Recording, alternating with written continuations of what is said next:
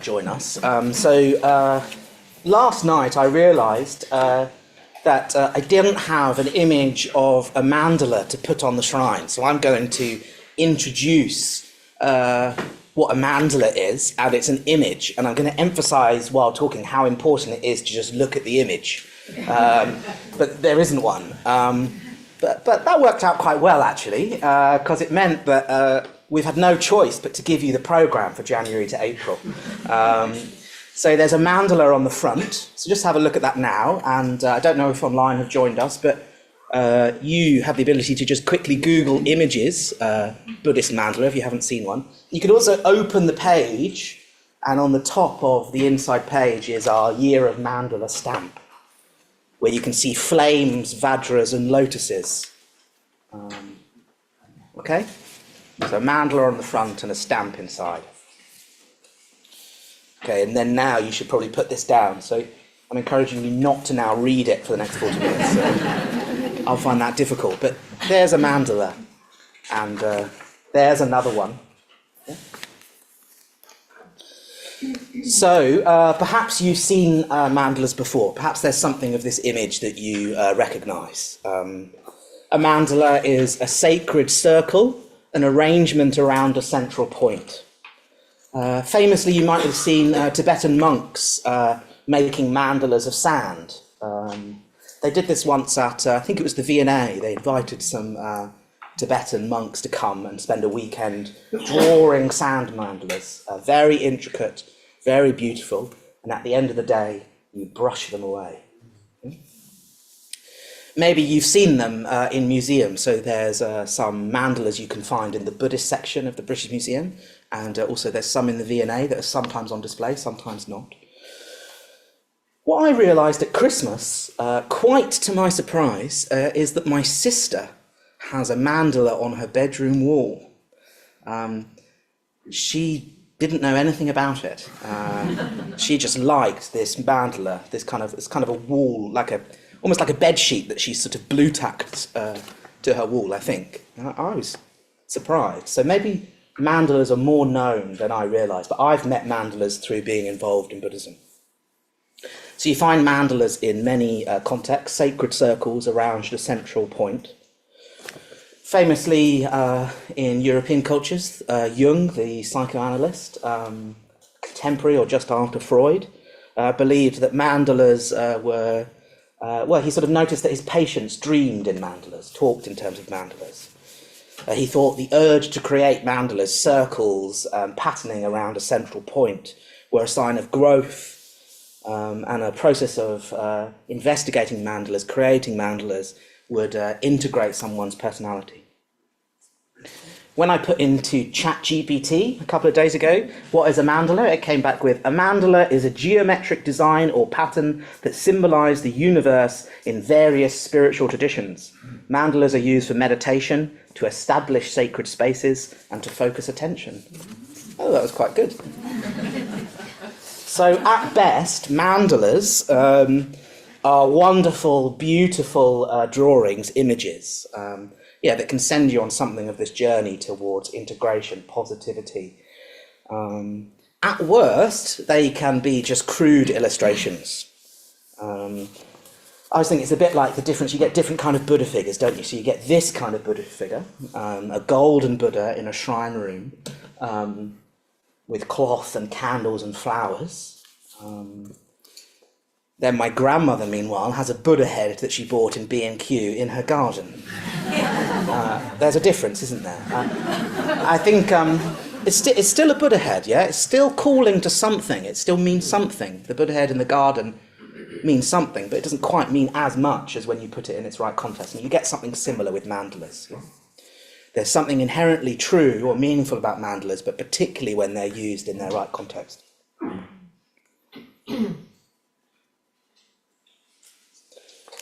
So in a Buddhist context, a mandala is a blueprint for enlightenment. It's a bit like a map, a drawing of enlightenment, a patterning of the enlightened mind. And maps are very useful, but they're not the same as going for the hike. That's the metaphor, isn't it? So if you look at a map, it's good, it gives you a sense of what to do, but then when you start doing it yourself, the terrain sort of changes.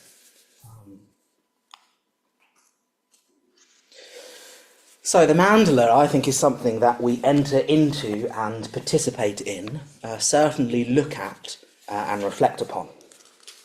A mandala represents the journey from the mundane to the transcendental, a map from the gross to the subtle, from the outer to the inner, from chaos to order.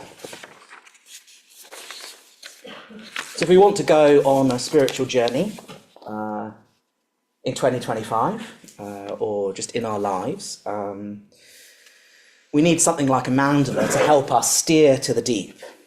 Our hearts and minds need to be carried along and directed. Entering into the mandala is a journey from the periphery of our knowledge to the centre of all understanding, from the world of the material to the world inhabited by images and beings almost beyond our understanding. So I thought I'd say something about the etymology of the word mandala. So manda, the first part, manda, Sanskrit word, or Sanskrit root, manda, something like essence, seat, mind, core, centre. Essence, seat, mind, core, centre. So it's got connotations of enlightenment, bodhi, awakening. Yeah, the essence. We sometimes talk about the essence of mind. The seat of the heart. Manda, essence, seat, mind, centre, core. So, there's a few people in this room actually who are soon headed to India. There's a Triratna order convention in India, in Bodhgaya, starting in a couple of weeks. Maitrashura is going, Darshavani's going. 800 people are going, actually. 260 from outside India, so it's a big gathering, and they're meeting at Bodhgaya. They're meeting at the point where the Buddha gained enlightenment, under this brilliant sort of Bodhi tree. And that spot where the Buddha became enlightened is often called the Vajrasana. The Vajrasana. And the Vajrasana is talked about as the central spot in the universe. The Vajrasana is the central spot in the universe. That's the very centre of the mandala of the universe. I think Buddhist cosmology is exciting. That spot, which I've been to, which some people have been, that's the centre of the universe. And then the whole universe is arranged around that central spot, the Vajrasana. So we've got to remember when we look at images of mandalas that the ones that we'll be looking at are usually two-dimensional. Sometimes they might be three-dimensional. A friend of mine in Berlin has a mandala sort of set that you can set up. It sort of looks like a temple. So it's a bit like these circles, but they go upwards. But it's still small. Yeah? It's in his bedroom. This one is on a leaflet. The one at the V&A is in a room. But they're representative of something vast.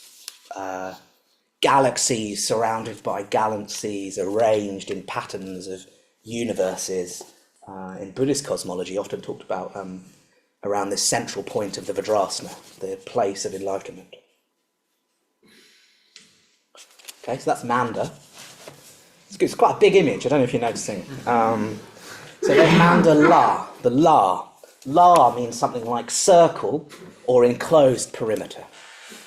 So Manda, essence, seat, mind, centre, and I started talking about the Vajrasana as the central point in the universe. And then La, the circle or enclosed perimeter. So Mandala you could translate as the circle containing the essence, or the perimeter enclosing the mind, or the centre, or enlightenment. Then traditionally you'll find three protective circles around the essence, the seat, the centre. You'll find an outer ring of transformative flames, then an indestructible ring of vajras, before a beautiful inner circle of opening lotuses. Yeah, so traditionally around this central point, enlightenment, in an image of a mandala, imagined maybe you're starting to imagine one, I'd encourage that, has these 3 rings: an outer ring of flame, then a ring of indestructible Vajras, then an inner ring of awakening, opening lotuses. Say more about those later. So you get this sense of, in a mandala, that at the centre is enlightenment, often in mandala images. If you went to the V&A or Googled it when you get home, you'll see often a Buddha figure in the middle. A Buddha figure, so often the Buddha, say, or it might be a different Buddha figure, representing enlightenment. You get this sense of what's happening is enlightenment is placed at the centre. Hopefully you're following the metaphor, that you place enlightenment at the centre of the universe and then everything is arranged around that. The more I've reflected on mandalas, the more I found this talk difficult to write. It's become richer and richer, and one of the things that I was thinking about is like, what would it be like to just really think of the universe with enlightenment at the centre and just think of everything arranged around that. Some of it close to it, some of it further away, but all affected. So one of the most often repeated and often talked about mandalas in the Buddhist tradition and in Triratna at our Buddhist centres is the mandala of the 5 Buddhas. Yeah, so you see a white Buddha in the centre of the mandala, and then 4 Buddhas, north, south, east and west, surrounded by these circles of lotuses, Vajras and flames.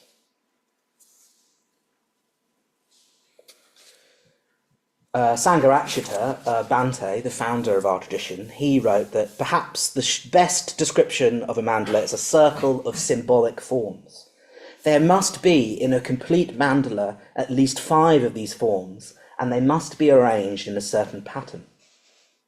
There must be one of these symbolic forms in the centre, in the middle, and there must be one at each of the 4 cardinal points. In this way we get 5.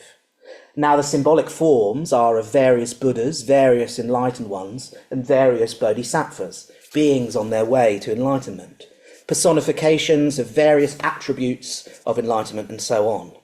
In other words, the symbolic forms are archetypal images. And so then he talks a little bit more about the central figure, which I'm not going to do. He talks about that being the central archetype, representing reality itself in enlightened form. And he says something interesting about the 4 points, that the 4 other forms are distributed at the 4 cardinal points, north, south, east and west, and represent the 4 principal aspects of that reality at the centre. So that's what happens if you split it out into 4 different archetypes or images or moods. So you'll hear much more about that over the coming months, should you come to the Saturday class. So now I want to say something about the origins of mandala, not so much in terms of its Sanskrit etymology, but more in terms of stories or images from the Buddha's life. So a little over 2,500 years ago, stories from the Buddha's life. So the Buddha often meditated in forests and groves. There's lots of stories in the Pali Canon in particular of the Buddha meditating in forests, in groves.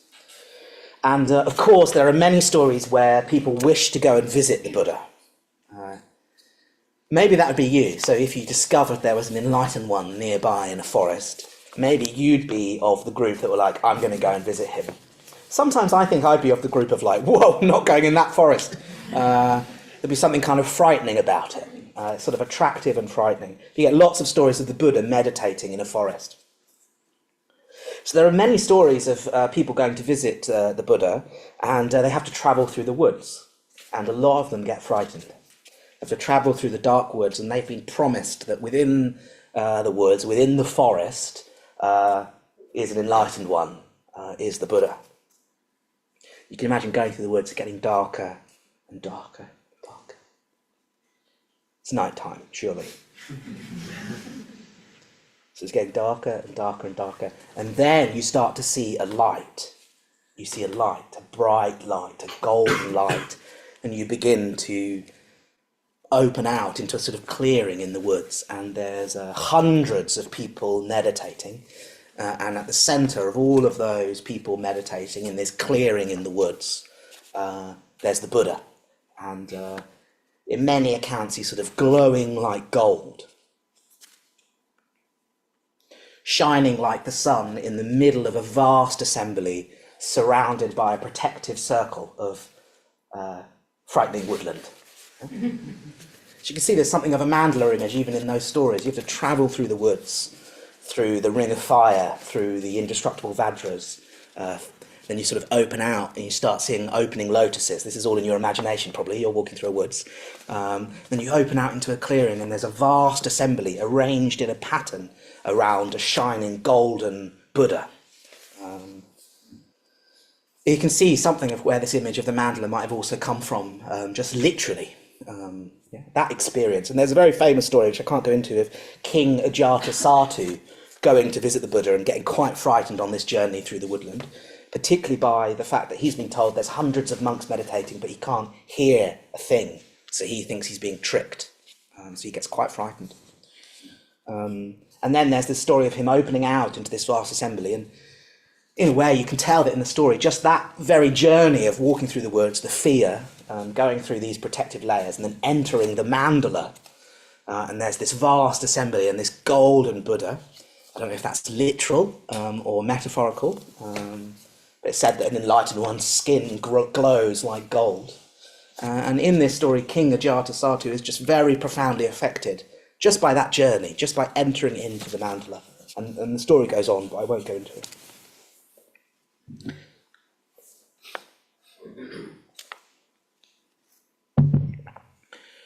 So I think this speaks to another sort of meaning of mandala. So I talked about the etymology of manda, meaning sort of seat or essence, and la, meaning the circle around it. But this is another sort of meaning that we're getting at by entering into this clearing, and there's a vast number of meditators surrounding the Buddha. So mandala has come to mean in many Buddhist circles, in many Buddhist communities, literally the sort of circle of friends, the circle of people.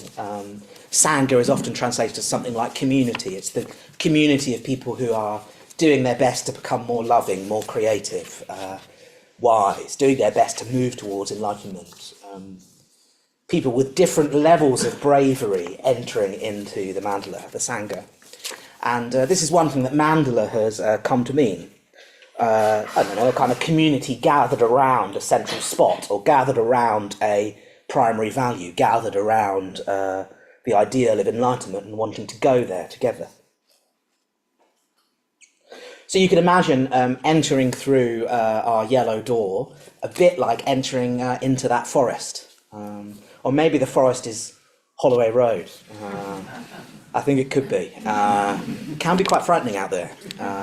You have to find your way, get through, and then you step through the door. You enter into the clearing, and you can see the glowing gold, but you haven't quite got there yet. You're going to have a cup of tea first. But then you get invited up, and you come in, and then this is what the shrine room is trying to be. It's trying its best to represent that clearing with a Buddha glowing like gold, with people gathered around it. So you can see how mandala has come to also be used as a mandala. The North London Buddhist Centre mandala. You might hear that kind of phrase. We could spend time in a mandala. We could be a mandala. We are a mandala.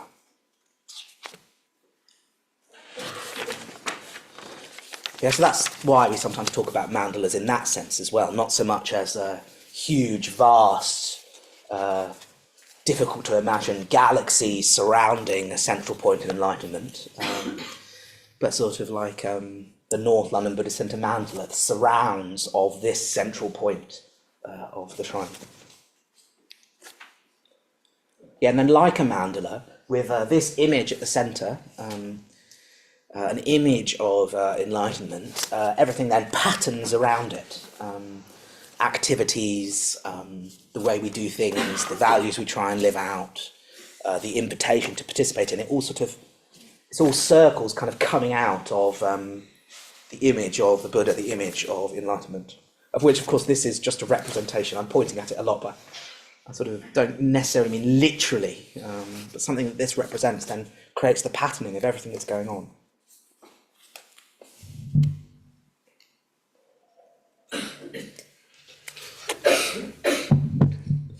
So we've got to discover mandalas for ourselves. We've got to discover mandalas for ourselves. There's a really beautiful story after the parinirvana of the Buddha. So at enlightenment, the Buddha is said to have attained the deathless state. But when asked about what that meant, didn't say too much. Famously often says things like, people would ask the Buddha questions and say, when you die, is that the end? He'd say, no. And someone would say, so it carries on? No. So it's a beginning? No. So it's an end again? No. So it's neither beginning or an end? No. And it couldn't quite be explained. Yeah? Couldn't quite be explained what was meant. But so the Buddha didn't die. The Buddha attained parinirvana, sort of mortal form. The body passed away, but something of the enlightened consciousness. Well, when I went to Ksantikara, the place where the parinirvana is said to have happened, on a pilgrimage I went on 2 years ago, it was one of the places I was most moved by, because I sort of felt the parinirvana. I felt that this is the point where enlightenment was just sort of like released from its,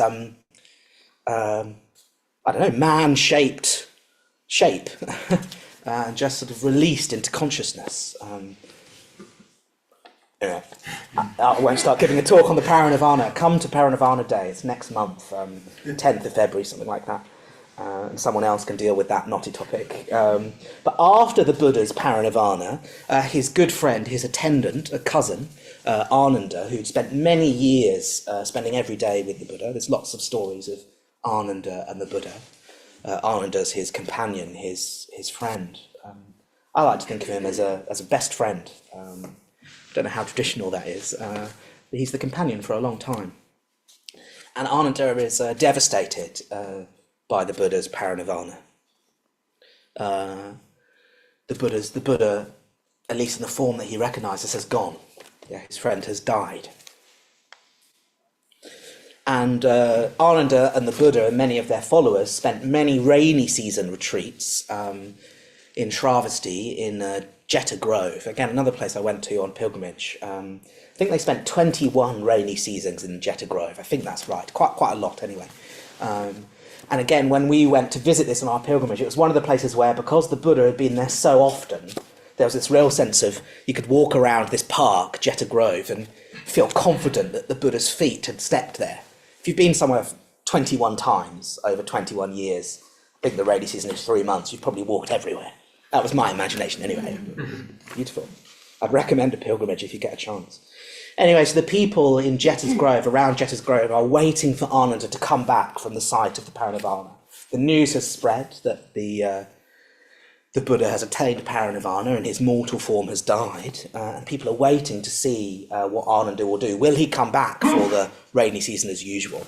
Anyway, Ananda does go back to Jetta Grove, and people are sort of looking to see what happens. And Ananda apparently goes straight to the Ganda Kuti, which translates as something like the perfumed hut, the hut of perfume.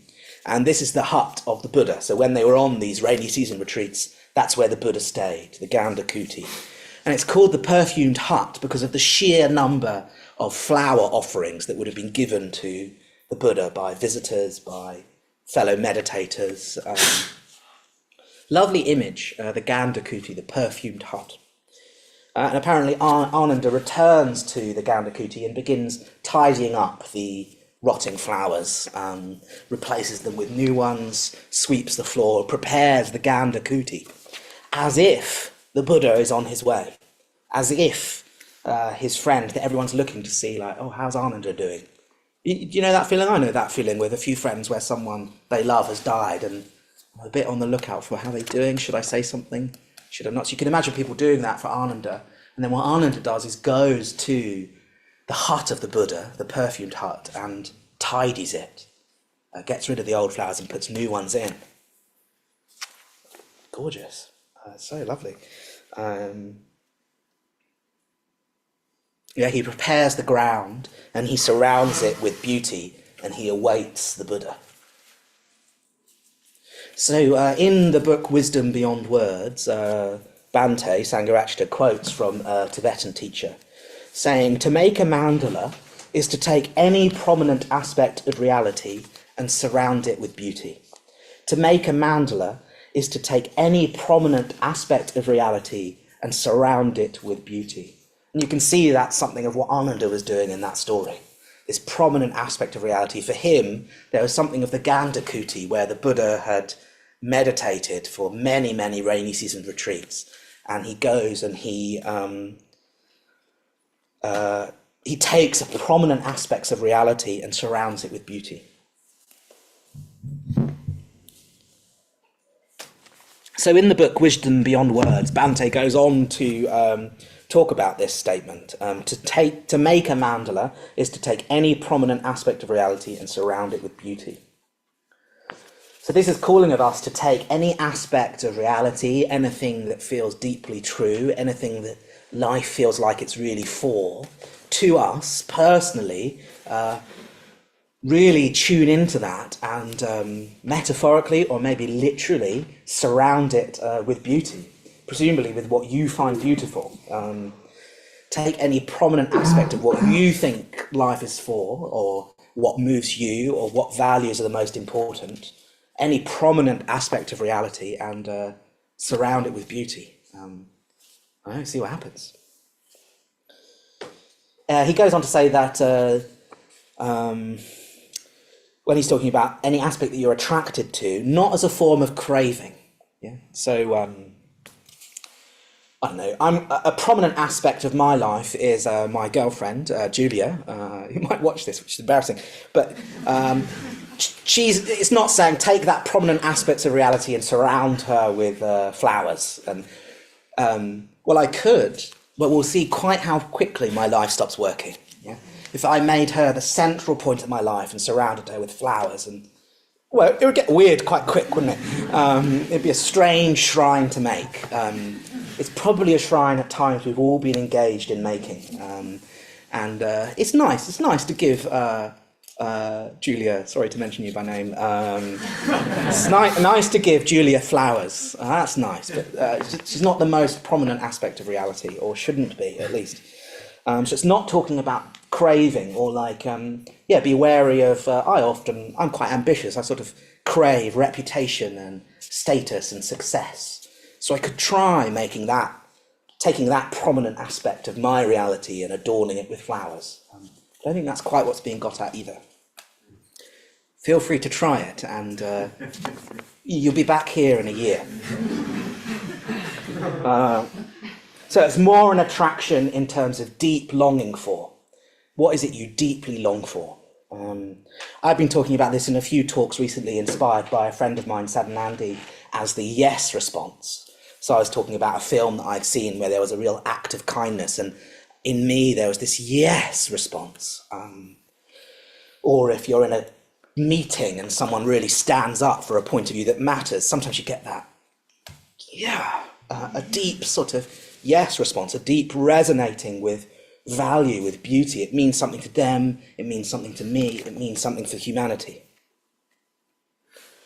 So in this invitation to make a mandala, taking any prominent aspect of reality and surrounding it with beauty, but particularly discovering it for ourselves, what I really like about this is, Bhante, again in this book, Wisdom Beyond Words, is confident in us, that you will find your affinity with reality, your affinity with beauty, with enlightenment, with what the Buddha represents. So it's not, in this book where he's talking about this, he's not telling you what to put at the centre of your mandala. He's saying, tune into what matters to you. Tune in a bit more. Tune in some more. Keep tuning in. Keep adorning it with beauty. So there's an invitation to trust yourself in what prominent aspect of reality you respond to. What is meaningful to you? What calls to you? What value do you really respond to? Allow it to deepen, of course, allow it to be informed by people around you. Don't think of this as a sort of independent quest. Very easy to go individualistic. Okay, I'm going to find my prominent aspect of reality for me. No one else can help. You can really be inspired by other people. Yeah, find out what's most important to you, clarify it, and then begin to organize it into a mandala. Make it beautiful, organize the rest of your personality, the rest of your being, the rest of your life around it.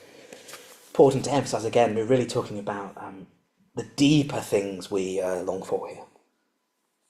So we arrange it all, organize it all beautifully, just like Ananda tidying the perfumed hut, sweeping the Ganda kuti. He knows what's central to his life, he cares for it, he protects it, and he surrounds it with beauty.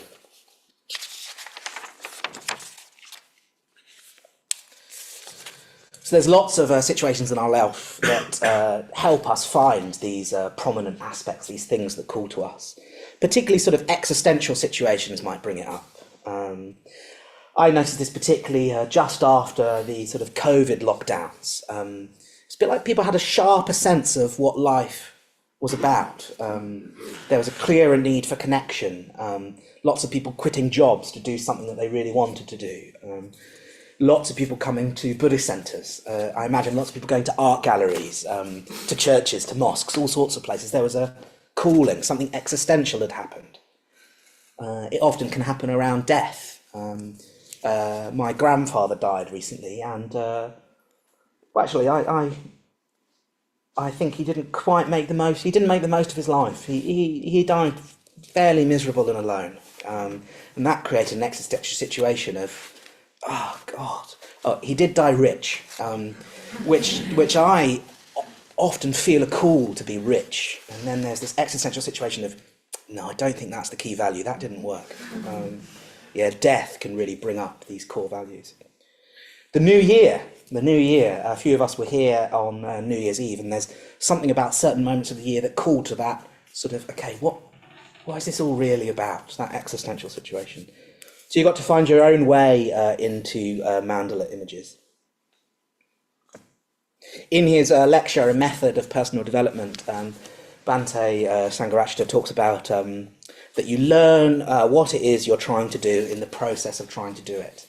So I think that's key as well in all of this. You don't have to spend years and years and years deciding what's at the centre of the mandala. Just sort of go with your gut for a bit, and you'll find out what you're trying to do in the process of trying to do it. So I was trying to think of some examples of my own, and I ended up with 3 near identical examples. I'm doing exactly the same thing in exactly the same place, but with different people each time, or a different context. So I was just thinking, okay, so what's the image? What's the image at the centre of my mandala? If I really sort of dug in a bit, I had 3 memories. And they're all standing in front of the shrine at Adasthana in Herefordshire and saluting the 3 jewels. So a short ritual we often do at the beginning of a retreat or class. You stand up and you salute the 3 jewels and call and response. And I did that for the first time there 11 years ago on a winter retreat. And then the following year I was invited back. I was brand new, I'd just done a meditation course. The following year I was invited back to be on the team for that 10-day retreat, and then once again we were kicking it off, saluting the shrine. I remember thinking, golly, last year I thought this was pretty weird, and now I'm well into it. Just in a year, and I could really see that a year had passed. And then I don't go on that retreat again for a while, but a few years later I go on a 4-month retreat and become Ksantikara. I'm ordained. I'm given the name Ksantikara, he who's a maker of patience, and I'm given a kesa. I'm placed around my neck. It's an abbreviated robe, a symbol of my ordination, our ordinations. And then I come back, and that winter I'm invited back on this same retreat. It's 10 days over Christmas and New Year, and I'm back on it. Interestingly, this time my mum decides to come along. She wants to see how come I've become Ksantikara. And then I stand up, and we do the saluting the shrine again, and I think, golly, a lot has changed in 5 years. This feels like a central spot. Standing in front of this shrine, saluting the shrine is like a bit of a central spot in my life. And I get that quite a lot when I go there in particular. It's something like that was a really important place to me. So you get the sense of how Mandala also often has a sense of place. That's a mandala for me, if you like. At the central point is me with other people, some strangers, some friends, saluting the Buddha, enlightenment, the Dharma, the truth, and the Sangha, the community of those heading in that direction. Yeah, so that's what I was thinking. I was desperately trying to think of an example last night that wasn't just theoretical. So do you see how that's sort of a mandala? And then the rest of my life starts to sort of organise around, not literally that I love standing in a group of people and chanting, but sort of what it represents. But sort of literally, I do literally love that. But it also represents something, it's an image.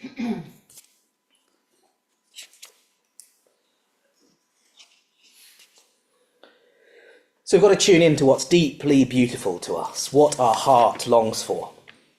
Sweep the ground, cover it with flowers, and let it perfume our life. Sometimes this has been talked about in terms of a greater mandala of aesthetic appreciation, an attitude where we step back from our life and see everything as part of a beautiful, larger sphere. Rather than breaking up one's life into work, leisure, family, friends, secret bits I do on my own, you put it all into a mandala, you put it all in service of this central point, this prominent aspect, this image of enlightenment. A friend of mine, Vajratara, has talked about taking periods in her life where she tries to do everything as an offer to enlightenment, to the Buddha. She talks about writing a talk as making an offering to enlightenment. Cleaning the toilets at the Buddhist center is an offering to the Buddha. What else did she talk about? She talked about taking the children to school, writing emails. What would it be like to frame everything as part of a greater mandala of aesthetic appreciation, a greater mandala of beauty, and it all fits together somehow. So I'm starting to run out of time, but just before I end it, I want to say something brief about what about experiences and aspects of ourselves and our lives that aren't beautiful? What about the bits that are harsh, dull, shocking, grubby? Interests that we'd rather ignore, our unkindness, our un-Buddhist bits, perhaps, the borderlands of the mandala. Yeah, these borderlands representing a split between our ideals and our emotions. Who we want to be and who we are. So, of course, if we make our ideal too abstract, we'll create a split with the mandala. A split between the ideals, the beautiful things that we're trying to step into, and who we are. So we have to include them. We need to bring everything into this mandala, this arrangement, and allow it to be transformed, worked on, and integrated. So don't be scared to bring the bits of yourself you hide and keep secret into relationship with whatever it is you find beautiful. Usually underneath these secret, darker, not so nice bits are deeper longings, getting frustrated. I was talking about this in a talk recently in terms of being at a community night and a group of men talking about what they were watching on YouTube.